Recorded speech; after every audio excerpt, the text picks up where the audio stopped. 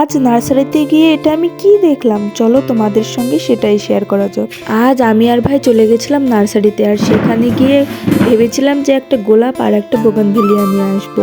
তো গোলাপ দেখতে গিয়ে গোলাপ তো আমার একটা পছন্দ হচ্ছিল খুব, কিন্তু দামটা প্রচুর ছিল, তাই আমি আর গোলাপ নিইনি।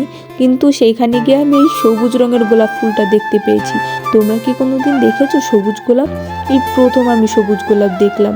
দেখে তো আমি প্রথমে বুঝতেই পারছিলাম না যে এটা গোলাপ ফুল। প্রথমে তো আমি ভেবেছিলাম যে পাতা টাতা হবে কিছু, তারপরে ভালো করে দেখছি না, এটা গোলাপ ফুল। তোমাদের ফুলটা দেখে কেমন লাগলো বলো, কিন্তু আমার তো একটু ভালো লাগেনি। আর তোমাদের যদি সুযোগ থাকে যে এই ফুলটা নেওয়ার, তোমরা নেবে, সেটাও কমেন্টে জানিও। কিন্তু আমরা যেই কাজে গেছিলাম গোলাপ আর বোগানভেলিয়া নেওয়ার জন্য, সেই দুটো ফুল আমরা নিইনি। তার বদলে একটা অ্যাডিনিয়াম নিয়েছি, আর নিয়েছি একটা চন্দ্রমল্লিকা। এই ফুলটা আমার এতটা পছন্দ হয়েছে, গাছটা অতটা হেলদি না, তাও আমি নিয়ে এসেছি। আর এই যে এই ফুলটার নাম আমি জানি না, কি বেবি ডল না কি একটা বলে, যাই হোক। আর নিয়েছি দুটো সুন্দর সুন্দর কালারের চন্দ্রমল্লিকা, ব্যাস এইটুকুই নিয়েছি। আর নিয়েছিলাম হাড় গুঁড়ো। এই কটা ফুল গাছ মিলে আমার 200 টাকার ফুল গাছ আছে এখানে।